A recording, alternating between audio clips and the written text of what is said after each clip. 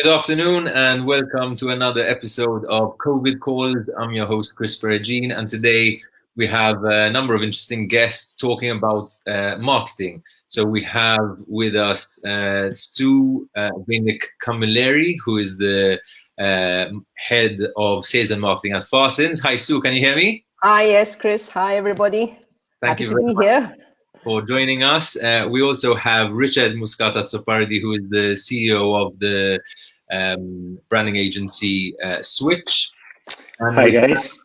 have Karamallaki from Casual Business, the founder of Casual Business, a boutique design agency as well, and events company. So hi, Kat, can you hear me? Hi, yes, I can. Hi, And guys. Richard as well? Yes. Richard, can you hear me? Yep. All good. Okay, great. Thank you all for being with us today. So the point of today's session is to give back some value to anyone who is in marketing or anyone who has a brand or a product that they need to advertise, but obviously being affected by everything that's going on around us. How should that change our strategies? How should that influence our messaging? And what are the things that we need to keep in mind. So I just want to start off with you, Sue, for a second, and we'll bring on the other guests later. I just want to get an understanding of how, you know, a massive company like Farsons, which as we know produces major iconic brands like Chisk and Kinney, how is your business affected by the COVID-19 crisis? Hi, yes. Well, I wish to say that it wasn't affected at all, but obviously that is hardly the case, particularly because, as we know, since I believe it was 9th March, all the bars and social clubs and restaurants and pizzerias and what we call the on-premise or the on-trade has been closed down. Our airports also closed down a couple of weeks later, so tourism is at a standstill. So hotels are also quite deserted. And as you know, a brand like a beer is a very much a social liquid. I hate using the word liquid, but beer is very much a social product. So obviously with the on-premise practically vacant, yes, of course, it has had an impact to a certain extent on our sales. And how are you responding to that impact? In the sense, obviously, does that mean that you are tightening all your marketing budgets? Are you spending anything? Are you spending your money differently, for example? Well, the first reaction to situations like this, where you experience a drop in sales of various sizes, it could be significant, more significant, or less significant. Very often, the first reaction is, to go into a big cost-cutting exercise and managing your costs. Obviously, that is very, very important, especially when there is such uncertainty as to the duration and the length of time that we're going to be in this situation. So, however, it is at times like this that you need to keep the relevance and the engagement of your brands with consumers. Why? Because there is a dark tunnel, but there should be light at the end of it. So when we come out of this, it's very important that your consumers would have remembered you throughout even the bad times for some reason or other. So totally curtailing all your marketing budget is not necessarily the right thing to do. Redimensioning it and seeing where it is best to invest is definitely called for. So in the case of your brands, obviously, you do a lot of advertising outdoor, you do a lot of advertising on premises, as you mentioned, a lot of events, for example, as we know, exactly. are all cancelled. So how does someone in your position redimension the marketing budget?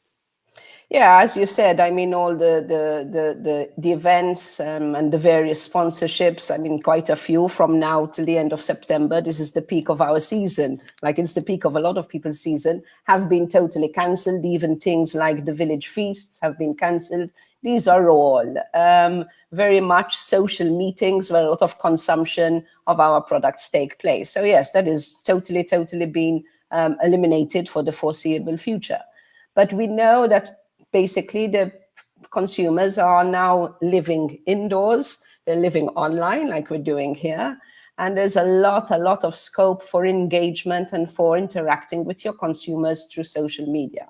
So yes, we will be probably reviewing our spend and directing it to where our consumers currently spending most of their time, which is very much online through social media. And was that a trajectory that was happening anyway in a slower way that's now been accelerated? Is that fair to say? Because one thing that is quite clear, I think, from an outsider's perspective to what brands are doing today is that everyone is now starting, for example, an online shop, whereas before they hadn't, or maybe they had put it on the back burner for a while. They knew they needed it, but now they need to get there very quickly. And I think what else is interesting is the consumer behavior, right? So I was thinking about this the other day, that maybe something that would have taken 10 years to change has now taken 3 weeks.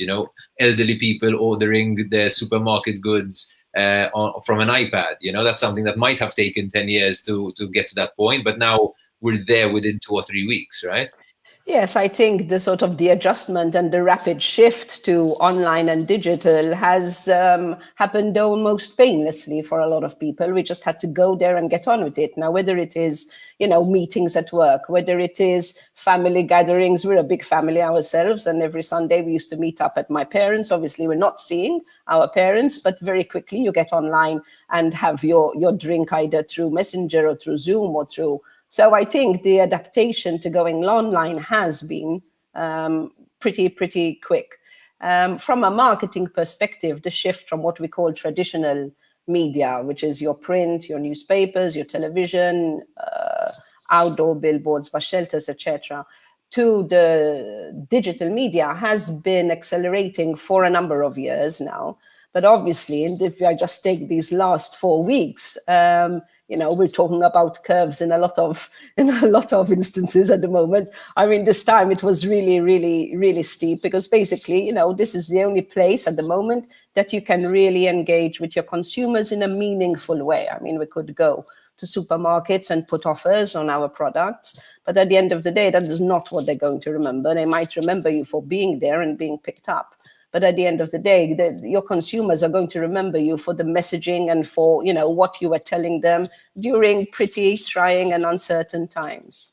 Thank you very much. I want to bring in Richard now to expand a bit that discussion about how to communicate with brands and why to communicate with brands even in a crisis right now. So Richard, what do you think is the importance of remaining visible even when you're taking massive hits to your revenue or your sales, or even entire closure of your business? I'll start by saying I'm a bit disappointed because Sue just took my line. So I was going to start with just that. Essentially, so what we always tell brands, and this is not something that you can start off just now, but when in a crisis, if you stop communicating because you can't sell to people, then you're very obviously a brand who doesn't care about its clients, but you only care about your bottom line. And now, while, okay, we have to accept that all brands exist to deliver profits at the end of the day, they have a responsibility. Brands have a responsibility to be good to their people, to entertain and to engage their customers and potential clients all the time, and there's no reason why it should stop in a crisis. If anything, it's even more important to be there for your clients in a crisis than when you can actually profit from them. And as an agency, I mean, I guess you're feeling the hit as well, right? Because ultimately, there are some businesses that are cutting back tremendously, right, on their marketing costs. How are you dealing with that yourselves? As an agency, we're dealing with it in the best way we possibly can. So we're doing our absolute best to come up with new ways to market. I think to a certain extent, it's helping us. We've always been the kind of agency to push our clients to new places. And in this case, the new places are easier to sell to a certain extent than at other times. So when you show new technology to clients in times when traditional stuff is still working for them, it's hard to get them to shift. Even though we're lucky to have clients who do give us quite a lot of opportunities to try new stuff out. But there are times when something like this will just allow you to push to try something new, and to a certain extent, if you're completely stuck and you have no other option, then trying out something new is good. It's also helping us. It's brought the team together in ways that, funnily enough, even though we've always been a very close team, by being a team away from each other, we realize how much we miss each other. And we've had some really excellent ways of collaborating that came about beautifully. Okay, we'll continue that discussion in a second. I just want to bring on Kat as well. And Kat, your business is not a very long-standing business, right? You're the founder of a startup essentially. So you're facing not just the difficulties that anyone in marketing is facing, but you're also facing them like at a time when it's a bit more risky, right? In your case, tell us about the reality that you're facing. Yeah, I mean, we started in October, so we're very, very new.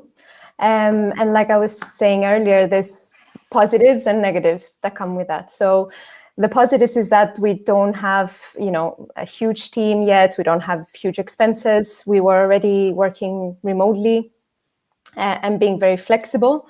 But obviously, this is the first 6 months of our business. So it's obviously, something that you can never imagine would happen within the first 6 months of starting a business. Yeah. But yeah, like Richard said, we're trying to, deal with it the best way we can. Kind of rolling with the punches, I guess, at this point. And when it comes to you're a creative director as well, right? And you've been a creative director for several companies, and like when it comes to messaging in a time of crisis, right? We all know, okay, businesses still need to sell their products, the ones that can. They're all fighting for the same space online. And many of them are also doing like good, CSR initiatives as well. When does it come across as too much or capitalizing on the moment as opposed to being sensitive to how do you be sensitive to your customers at this time? I think again it's really hard to say because none of us have ever dealt with something like that before. So, but we can take inspiration from what we know and what we've been working for in our whole careers. And what we've seen is a lot of brands doing crisis management, right? They've gone out, they've sent that email. Here's how we're dealing with COVID. We've all gotten them hundreds and hundreds of emails. And that's fine. That's crisis management. But you can't stay in crisis management for way too long. And now it's the time when we have to move out of that and change the message. And I think, like you said, it's a very sensitive time. And we're all brands and marketeers and creative directors. We're all trying to come up with ways, obviously, something that could have sounded really, positive at another time can sound really tokenistic now. It's just something you have to say because you want to be part of the conversation. But I really think it comes down to, again, like principle rule of branding that Richard was talking about earlier is about, being true to your brand, being human. A brand is made up of humans talking to other humans. So why not just, try and be as human as possible without capitalizing on the situation? Yeah.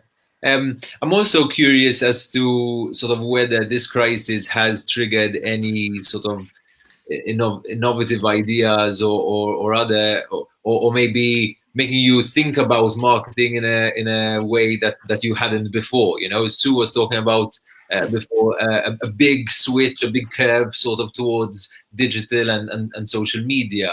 Is that it, or are there other sort of dimensions to this? I don't know, Rich, if you'd like to. I know you were working on some tips to companies, right, about how COVID is going to affect their business in general. What are the take-home messages of that? Okay, so I'm going to take it here. There are a lot of, so we've been looking at a lot of ways in which businesses have been affected or are going to be affected. One, I think Katerina touched on this already, human behavior is changing. Human behavior will change a lot, both in the short term, the very immediate, and in the long term. So basically what we're trying to do is understand exactly how that human behavior will affect how people expect brands to talk to them and how people expect brands to interact with them and how people are spending their lives online at this stage and how people are interacting with each other. So from a social media point of view, whereas we've been going for years and years and years pushing people towards mobile, so mobile optimize absolutely everything. Over the past month or so, we've seen desktop numbers shooting up stupidly. So all of a sudden, you're going in one direction really quickly and you're pushing everyone in one direction. And then all of a sudden, everything just shifts. You might have missed that trick, right, on desktop, in the sense you might have gone fully mobile first and realized my desktop isn't as optimized. Yes, and then all of a sudden people are on desktop all the time because, as Sue was saying earlier, we're always stuck in front of our computers and spending so much time in so it's changed, and we've changed our habits. And now all of a sudden, as a marketer, you have to react because desktop might have not been important up to 4 weeks ago, and now it's your the platform that's receiving most. Let me throw another question to you all, and feel free to respond. Is this for a brand, for example, that cannot fully function at the moment and might have had its sales, depleted constantly or whatever? Is this the time to dedicate to something like a brand refresh, or is this a time to kind of look inwards and say, okay, how can we take this time to sort of make ourselves better for the recovery period? I think, if I can take this, I think that it's actually the perfect time because, like when and Sue probably knows this better than everyone, like when you're on the day-to-day things and you don't have time and you've got your offers and your tactical, campaigns and all that stuff. And you always think, oh, I wish I had a little bit more time for branding, for strategy, to revisit our strategy, why we exist and all of those things. And now we have time. So... But at the same time, Sue, I'm sure you might agree with me here. At the same time, do we have time, or are we like in this like crazy crisis, like trying to make every bit of revenue we can? Well, speaking from my experience and my team, we are in the here and now. I don't really think we do actually have that time to dedicate to things like rebrands or refresh. Our main objective is to try and sort of find that point of difference or point of communication, a point of engagement with our consumers that will in one way or another engage. And hopefully, I mean, at the end of the day, the end result is that we do want to convert to purchase. I can't deny that what we do basically is there's also an end in sight, and the end in sight is purchase your brand and not competitors. That remains our main objective, I think. But now then, because you put this in the context of brands who are really have lost all their sales, which is not something that I can totally relate to. But we do have brands in our portfolio that have lost out much more than others, or rather what we call SKUs, so different product package formats that are totally irrelevant now.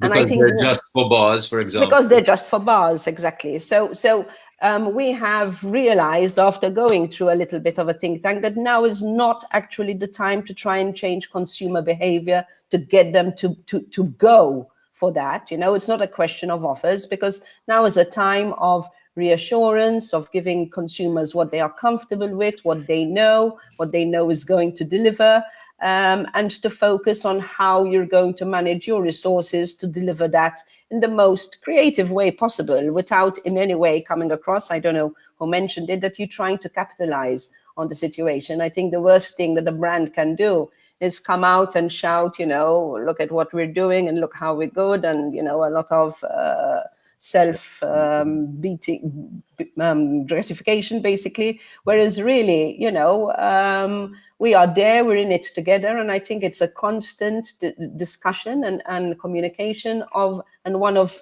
reassurance that this is the brand this is the brand you love. We're with you in good times, but we're also with you in the not so good times. And you adjust your message accordingly. Messaging, for me, at the moment is very, very critical. If normally we measure each word on a Facebook post once, 2, 3 times, I think now I'm reading each post, I don't know how many, to make sure that every word is in the right place and giving the right message.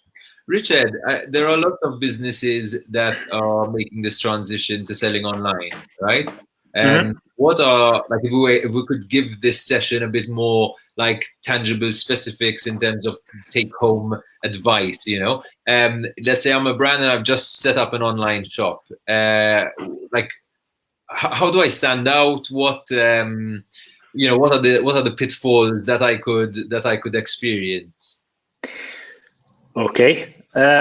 So if you're already set up, then I would say your most important at this stage, your single most important task is not marketing, it's fulfillment. So make sure you fulfill to expectations, because you're committing to an experience where you were at some point competing with the Amazons of this world, and Amazon has absolutely excellent fulfillment and an excellent experience.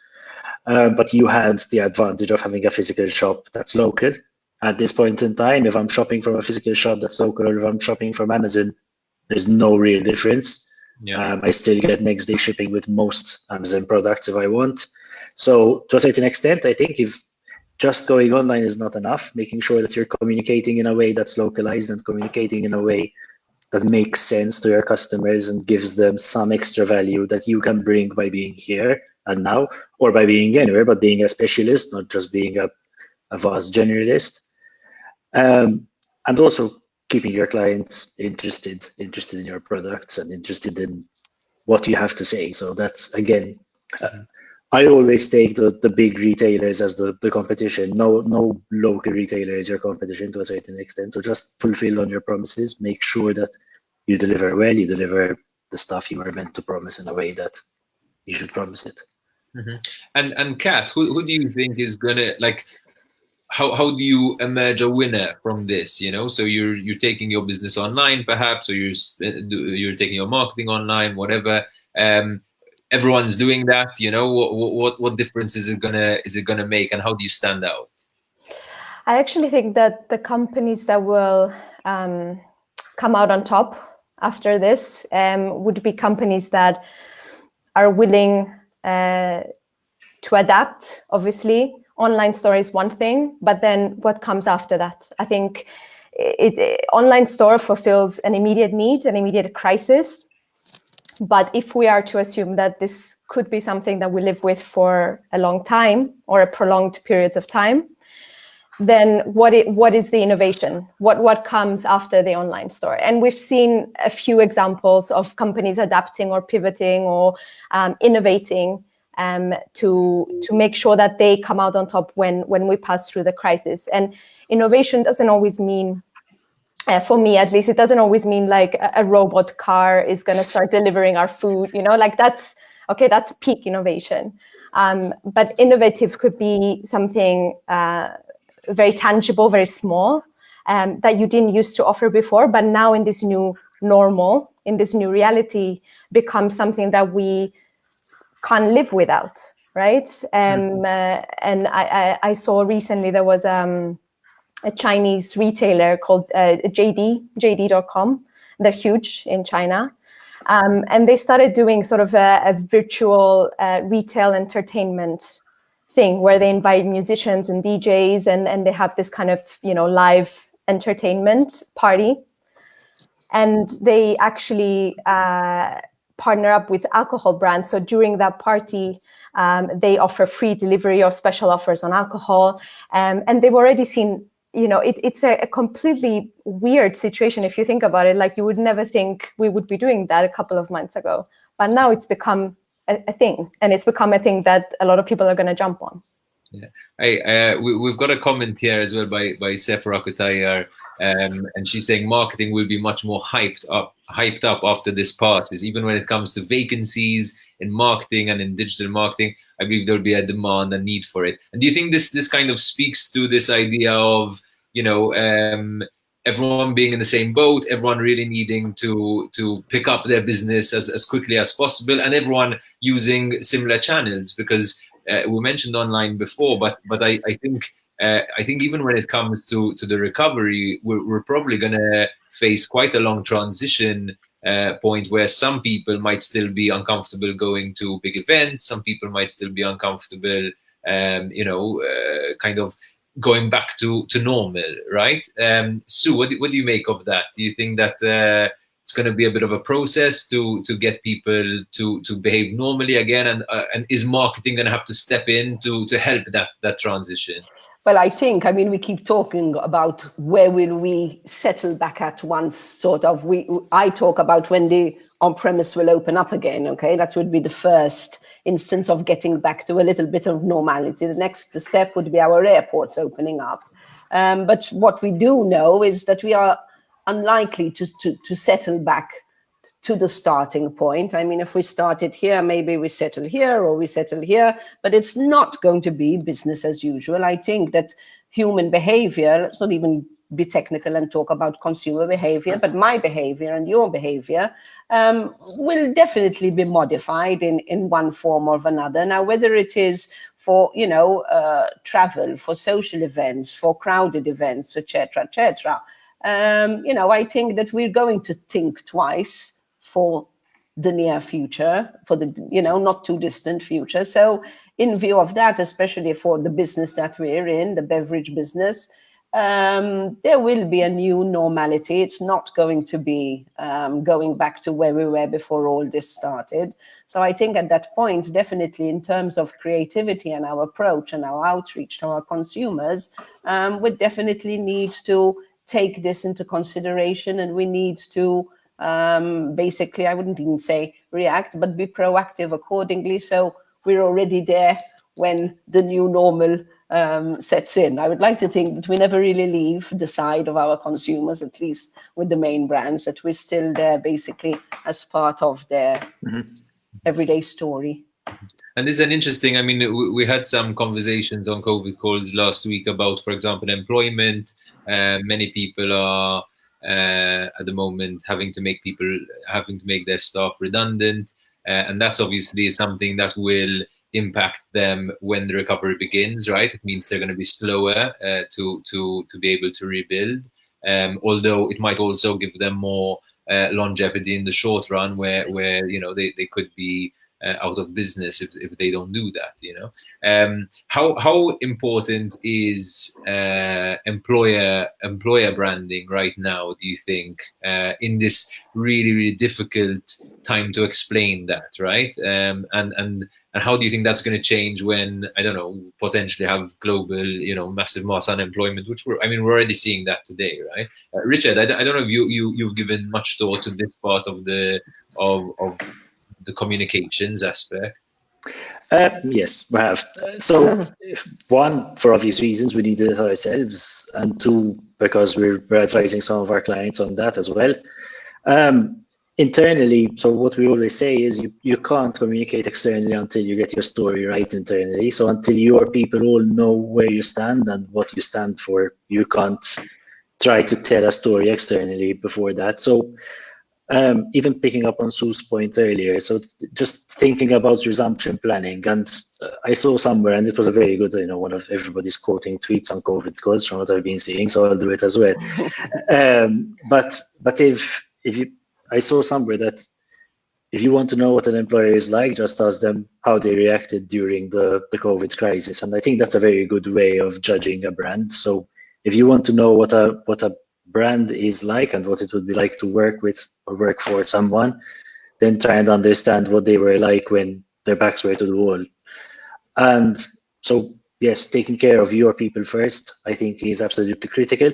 Taking care of your people also means ensuring the survival of your brand. So if it does mean taking, let's call them the biggest euphemism of the world, taking tough decisions, then take tough decisions, but always be honest, always be transparent, and always communicate that, because at the end of the day, you might be trying to survive now, but if you survive now at the expense of your long-term survivability, if you survive now at the expense of being ready to resume when the economy starts coming back, when on-premise starts again, what do you do if you don't have, I'm taking something stupid as an example, but if Farsons don't need any more delivery people for the next 3 months, and then after that, they do need delivery people, and all the shops open all of a sudden, what do? It's a very again, it's a stupid example, but some people are making decisions that are stupid in that way. If you get rid of all your salespeople from a shop floor, and then in 3 months' time you need to open your shops again, what do? Do you go out there and recruit when everyone else is recruiting? Do you lose your best people? So, and what's it cost you to recruit in that kind of market as well, when everyone is? It won't cost much. I don't think that would be an issue. I don't think it would be that bad to a certain extent. Actually, the market will be quite right. The market will still be, I think now, for the first time in a very long time, we're looking at the market being an employer's market for quite a long time, until everybody recovers again. So that's going to be quite a big shift from the past, 10 years, 10 years, where it's been a very, very much an employee's market. But at this stage, it's an employer's market, not for good reasons to a certain extent. It's an employer's market because it's forced. Sue, and I want to bring in Kat as well on this afterwards. But you as a brand, as a company, have experienced over the past maybe 5 or 10 years the shift, a bit of a shift to digital, right? Something that a lot of brands might be just experiencing now or getting into now in a big way. What's your advice on how best to manage that? What did you find most beneficial? Like, for example, did it make sense for you guys to engage agencies to help you do that? Did it make sense to hire people with particular expertise? What did you find worked best for you? Well, for us, I think it's a combination of things. First of all, I think we started about 10, 12 years ago. So really at the very, very onset of social media. And I was personally involved all the way through. So it's been a very, very steep learning curve. So the learning curve to initially get out there and get on board was very steep.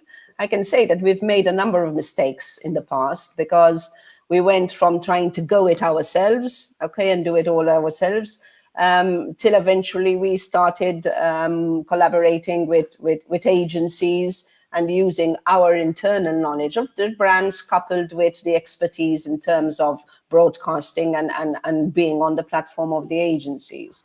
I think, though, yes, it's been a very steady and gradual shift from what we call traditional to social media. I think social media or digital basically does present you with many challenges. For me, it is much more challenging than just, getting a great visual, a great pack shot, a great headline, and you put it out on a billboard. Because on social media, you are there, you are live. People can respond to you. They're going to respond on the good and the bad, and you've got to be sure that, you are ready for anything, whatever way it goes. So this is why, and here I'm no story. We work, no secret. We work with Richard. We work with a number of agencies, and we're so finicky and perfectionist about, for example, even just a 10-word post on a visual on Facebook. It's got to be so casually correct and perfect that, maybe when you see it out there, you don't even realize how many hours and how many times you've proofread that to make sure that, it's absolutely foolproof and nobody's going to throw holes at it. And if they do, then you've got to be there and remain true to your brand and answer it. So I think, we've done a combination of things where we've worked with our own resources, but we've also reached out, especially as the brands grew, as the platforms grew, where we reached out and we collaborated with agencies, because basically we do what we're good at and the agencies do what they're good at. And, the end result is better for the brand and better for everyone.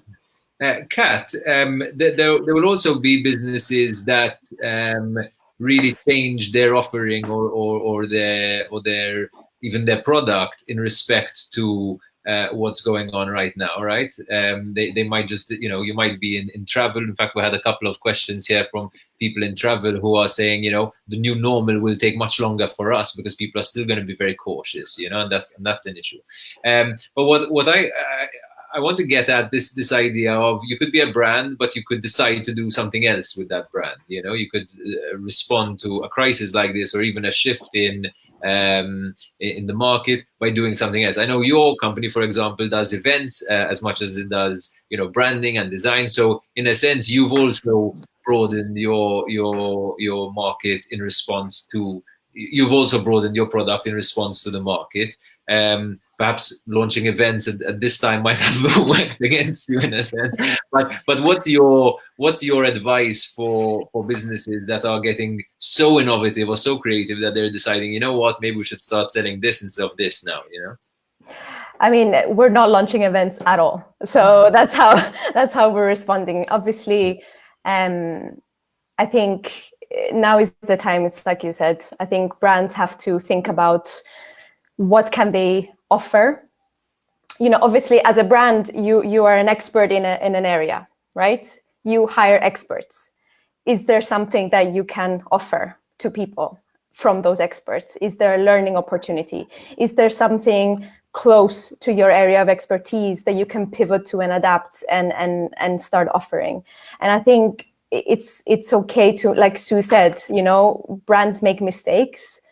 And it's okay to make mistakes now, but it's even worse not doing anything.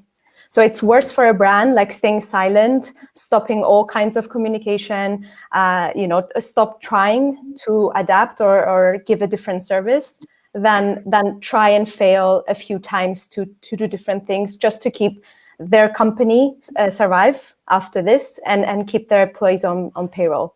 And I think it's absolutely fine. It's creativity. Yeah. It's about being a little bit creative and thinking, you know, beyond what you've done for years and years. And I think so many of these decisions usually get bogged down with very long discussions and board meetings. And, you know, you have some really negative person who's like, oh, no, then this will happen, so we shouldn't even think about this, you know. And now all of that is being condensed into, yes, do or die, you know, survival, let's get it done, you know. So guys, we're out of time, but I just want to stop with, I just want to finish off with a comment from each of you that's a little bit positive as well, where we kind of reflect on some things that this crisis has taught us, whether it's personally or in our business or in marketing, that we not only were happy to have learned or experienced, but we want to kind of take it into the sort of post-COVID era. Richard, maybe we can start with you. What are you seeing that is particularly positive in all of this? I think, as with every crisis, from what I'm reading at the moment, people getting together. So that is positive. I'm seeing a lot of people getting together, people being very understanding with each other, people being more reasonable than they would usually be. And I think that if I had to ask for one thing to be carried after this crisis, it is, listen, people, be understanding. People are always human. People always have their needs, and stuff always happens. And we're all in this together. We're all in this particular crisis together. Everybody's using "we're all in this together" for that, but we're all in life together. We're always trying to get to the next place in our lives. And as long as we think of the people around us and the impact of what we do on the people around us, then we'll get there. Yeah, I think that's a nice sentiment in terms of when you're in the same crisis as other people, it's very easy for their problem to relate to yours. When you're all facing different crises, it's very easy to look at the other person suspiciously and say, oh, you've got no problems at all, and you're just being unreasonable. So I think that is a really nice learning point. What about you, Kat?